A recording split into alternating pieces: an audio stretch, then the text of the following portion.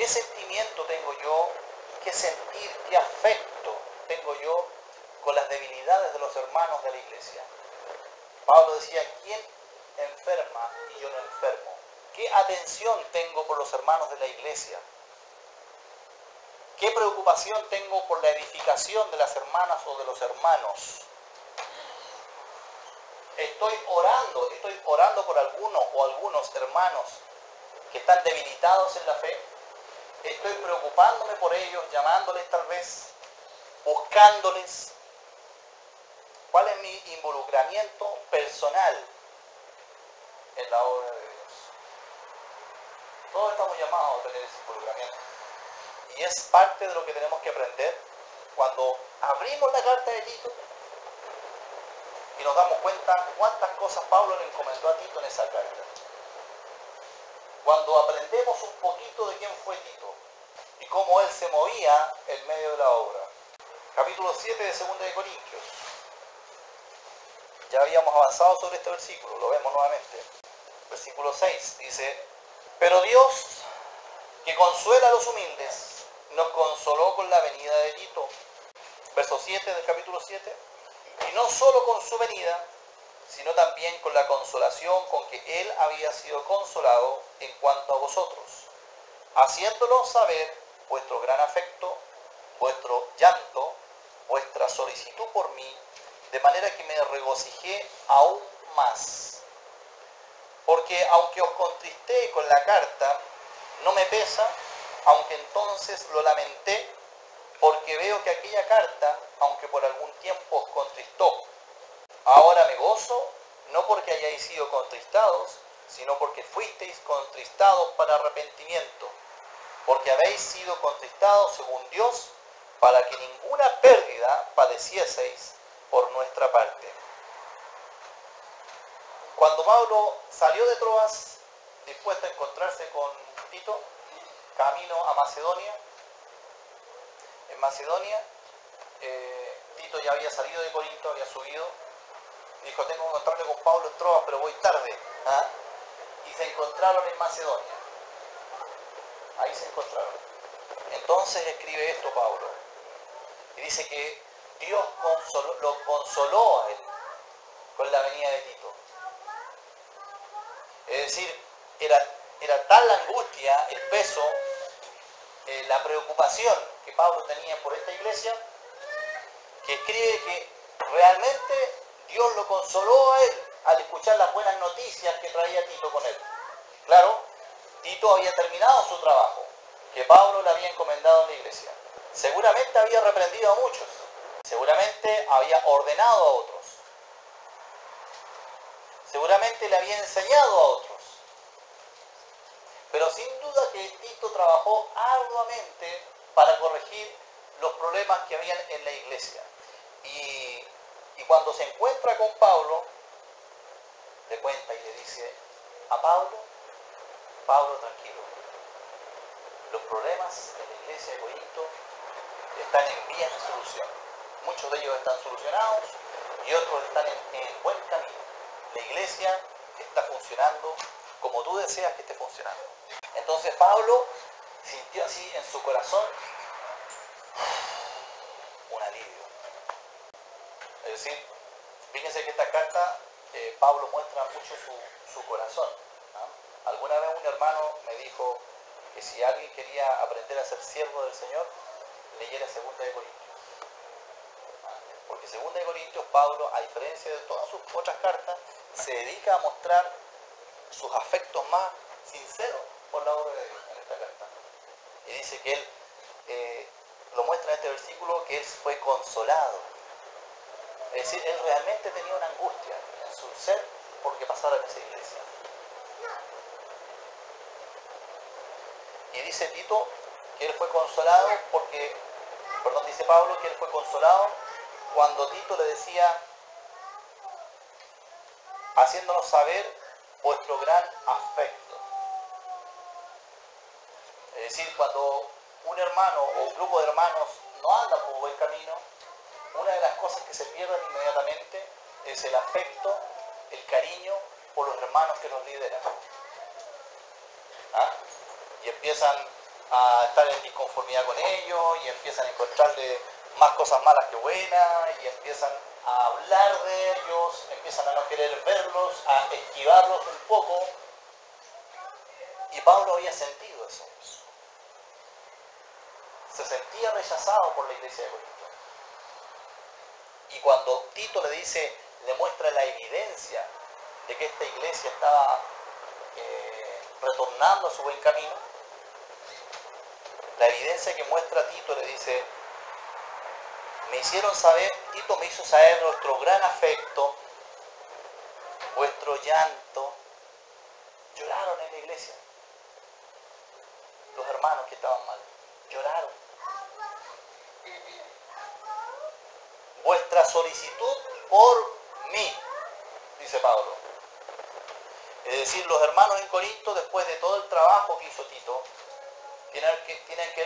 quedaron con un deseo y con un anhelo de poder encontrarse con Pablo, de poder verle, capaz que poder llorar junto con Pablo y capaz que poder pedirle perdón a Pablo por todo lo que estaba sucediendo. ¿Por qué Pablo? ¿Por qué era tan importante Pablo? Porque Pablo trabajó más de 3 años en esa iglesia. Pablo llegó ahí, fue aquel que trajo el evangelio de la ciudad, se quedó trabajando con ellos más de 3 años, hasta edificarles esa iglesia y levantarla con ancianos, con sus dones funcionando, con sus ministerios trabajando. Y dice: vuestra solicitud por mí, de manera que me regocijé aún más. Porque aunque os contristé con la carta, no me pesa, aunque entonces lo lamenté. Se entiende que Pablo mandó una carta a la iglesia, ¿no? Y esa carta fue muy dura, escrita por Pablo. Fue una carta de reprensión hacia la vida de algunos hermanos de la iglesia que no estaban andando ordenadamente en el camino del Señor. Y Pablo escribe una carta de reprensión. Cuando Pablo escribe esa carta, le pesó, lo lamentó, letra por letra que escribía, palabra por palabra que escribía, lamentó lo que estaba escribiendo, lo duro que estaba haciendo con los hermanos. Pero era necesario. Dice: aunque os contristé con la carta, no me pesa, hoy no me pesa, por el resultado que obtuvo. ¿Cuál fue el resultado? Se arrepintieron. Pero dice: entonces, aunque entonces lo lamenté. Es decir, Pablo estuvo semanas y meses con un peso en su ser mientras predicaba en diferentes ciudades por la carta que había enviado a la iglesia de Corinto. Dura, explícita, buscando arrepentimiento en esos hermanos. Estaba con ese lamento. Y cuando Tito regresa y le trae buenas nuevas, Pablo así como que respira finalmente. Y se le sale ese peso de encima. Ahora me gozo, dice, no porque hayáis sido contristados, sino porque fuisteis contristados para arrepentimiento. Porque habéis sido contristados según Dios, para que ninguna pérdida padecieseis por nuestra parte. Otro versículo, mismo capítulo 7, versículo 13, dice: por esto hemos sido consolados, dice el versículo 13, en vuestra consolación, por todas estas cosas que acabo de mencionar. Pero mucho más nos gozamos por el gozo de Tito. Aquí está nuevamente este siervo. Mucho más nos consolamos por el gozo de Tito, que haya sido confortado su espíritu por todos vosotros. Pues si de algo me he gloriado con él respecto de vosotros, no he sido avergonzado, sino que así como en todo os hemos hablado con verdad, también nuestro gloriarnos con Tito resultó verdad. Y su cariño para con vosotros es aún más abundante cuando se acuerda de la obediencia de todos vosotros y de cómo lo recibisteis con temor y temblor. Es decir, aparentemente no fue tan infructífero el trabajo de Timoteo. Aunque por las cartas de Timoteo y de Primera de Corintios se entiende, se dice por ahí que Timoteo estaba con mucho temor y temblor entre los corintios. Así de dura estaba la cosa. Y Pablo le escribe a Timoteo: ninguno tenga en poco tu juventud. Timoteo estaba muy temeroso, temor de los hermanos, de su recepción y de cómo lo iban a escuchar. Cuando sale Timoteo de la iglesia de los Corintios y entra y llega Tito con una misión, ya la iglesia estaba bien encaminada, porque dice que a Tito lo recibieron con mucho temor y temblor. Es decir, ya habían reconocido que estaban mal y que venía una autoridad en el Señor a ordenar aquí la cosa. ¿Ah? Entonces, cuando llegó Tito, la iglesia de Corinto ya estaba preparada. Y fíjense las características de este siervo. Tito también se gozó sobremanera con los hermanos en Corinto, porque el trabajo que realizó fue un trabajo que obtuvo resultados espirituales. Hemos sido consolados con vuestra consolación, pero mucho más nos gozamos por el gozo de Tito, que haya sido confortado su espíritu por todos vosotros. Es decir, el espíritu de Tito también estaba cargado con un peso por el funcionamiento de la iglesia allá en Corinto. Y cuando la iglesia se volvió a Dios, se volvió al Señor y decidieron corregir sus males, Tito se gozó de que estaban existiendo esos cambios positivos en la iglesia. ¿Ah? Tenía una visión, trabajó por ella y se gozó por la iglesia. La pregunta que los creyentes debemos hacernos cuando vemos siervos que trabajan de esta manera es: ¿cuáles son los gozos o las alegrías que tenemos en nuestro quehacer diario? Sin duda que tenemos muchas alegrías y gozos, no solo tristeza, ¿cierto? Hay alegrías en nuestro caminar. Alegrías que tienen que ver con la familia, con los hijos, con los nietos, con el trabajo, con la esposa, con el marido, diversas alegrías. ¿Hay alguna alegría o gozo que tenga que ver con algún trabajo que tú estás realizando en la obra del Señor? ¿Hay alguna? ¿Hay algo que está puesto ahí en tu corazón y que toca las fibras de tu corazón, que tiene que ver con la obra del Señor, con la iglesia del Señor, y que trae a tu vida, cuando hay resultados positivos delante de Dios, trae a tu vida gozo, porque estás comprometido con eso?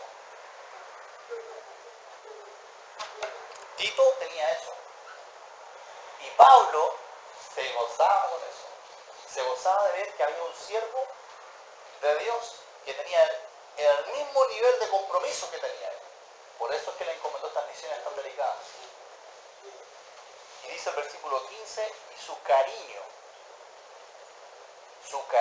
para con vosotros es aún más abundante. Cariño, afecto, un sentir por la obra de Dios y por los hermanos y hermanas que componen esa obra de Dios. Afecto. Cuando se acuerda de la obediencia de todos vosotros, de cómo lo recibisteis con temor y temblor, me gozo de que en todo tengo confianza en vosotros. Capítulo 8, verso 6. De manera que exhortamos a Tito para que tal como comenzó antes, asimismo acabe también entre vosotros esta obra de gracia. Es decir, Pablo se junta con Tito en Macedonia y les da esa tremenda buena noticia, y ahora Pablo envía nuevamente a Tito a la iglesia de Corinto para acabar una obra que dejó a medio funcionar, específicamente con un tema. ¿Cuál es el tema que se trata de 2 Corintios 8? ¿Cuál es? Las ofrendas. ¿Bien? Es decir, Tito no tan solamente había corregido lo deficiente en Corinto, sino que además había instruido a la iglesia sobre las necesidades bíblicas de ofrendar para las necesidades de los santos y para la obra del ministerio. Y le había enseñado a los hermanos cómo se debía ofrendar. Y ahí en 2 Corintios 8, Pablo refuerza esas enseñanzas, cómo debe ser la ofrenda. Debe ser secreta, no sepa tu mano izquierda lo que hace tu derecha, ¿cierto? Debe ser generosa, debe ser con gozo, debe ser con liberalidad, debe ser no por necesidad, sino dirigidos por el Señor, no porque hay una necesidad ofrendo más o ofrendo menos, sino porque el Señor, en mi relación personal con Él, me está guiando para ofrendar y preocuparme de las necesidades de los hermanos. Y Tito había hecho ese trabajo entre los hermanos de enseñarles esa doctrina de la ofrenda. Pero Pablo le envía de vuelta y le dice, ok, ahora anda a Corinto nuevamente y termina esa obra. Porque efectivamente en Jerusalén hay una gran necesidad. Los hermanos están pasando una gran hambre. Es decir, Tito era un hermano de mucha confianza. De mucha confianza. Él sería el portador de la ofrenda en dinero de la iglesia de Corinto para ser llevada a Jerusalén. Y Pablo no tenía ni una duda con eso. Había confianza. 2 Corintios, seguimos, capítulo 8, versículo 16. Dice, pero gracias a Dios que puso en el corazón de Tito la misma solicitud por vosotros. Nuevamente Pablo en esta carta nos sigue mostrando aspectos personales del siervo. No dice simplemente, pero gracias a Dios que Tito tiene la misma solicitud por vosotros, ¿no? ¿Cómo dice? Agrega algunas palabras adicionales que son importantes en la vida del siervo. Gracias a Dios que puso en el corazón de Tito. Es decir, los creyentes que sirven a Dios, o mejor dicho, los creyentes que estamos llamados a servir a Dios, debemos tener una relación personal con Dios específicamente relacionada con el servicio a los hermanos. Dios puso en el corazón de un hombre llamado Tito tener una diligencia súper grande por los hermanos de Corinto. Dios puso en el corazón, en los afectos de Tito, una diligencia, una prontitud, una búsqueda, una preocupación propia, personal, sin que nadie lo esté empujando, sin que nadie le esté diciendo hazlo.